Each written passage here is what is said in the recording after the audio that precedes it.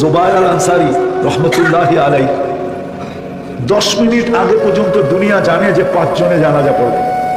ওনার ছেলে পড়াবে, 4 জন কবর দেওয়ার জন্য মাদ্রাসার উস্তাদ থাকবে, ইমাম একজন, মুক্তাদি কয়জন?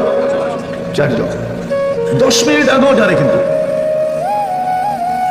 10 মিনিট আগেও কিন্তু করোনার সময় লাইভে এটা দেখানো হইতেছিল বারবার যে না, ওনার জানাজায় এই 4 জন ব্যতীত আর কেউ আসবে না।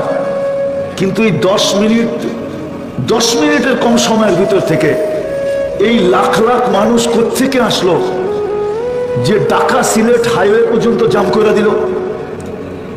জানাজার কাতার যেতে যেতে যেতে যেতে বিবারিয়া বিশ্ব রোড পর্যন্ত চলে গেল। দুনিয়া যা বলুক আর না বলুক, আমি আমার মনের থেকে এটা 100% আমার বিশ্বাস, এগুলো একটা মানুষ ছিল না। কেননা ওনার জীবনটাই কোরআনের খেদমতের ভিতরে ছিল।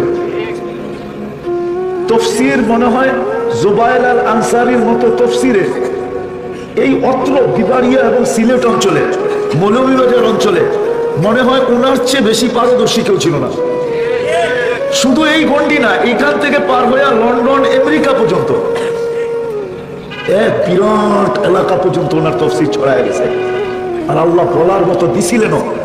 আমার বিশ্বাস ওনার জানাজায় কোনো মানুষ আসে নাই, নাইলে 5 মিনিটের ভিতরে এত লক্ষ লোক কেমনে আসে? বাড়িগুলা তো ওই মাদ্রাসার থেকে কাছে না। আমরা তো যাইতে যাইতে দেখি মহল্লাগুলা কাছে নাকি হুজুর? কাছে না। আবার ওই দিন একটু বৃষ্টি বৃষ্টি ভাবও ছিল। এত অল্প সময়ের ভিতরে এত মানুষ কোত্থেকে আসে? তো আমার বুঝে আসছে যেটা সূরা ইখলাসের বরকতে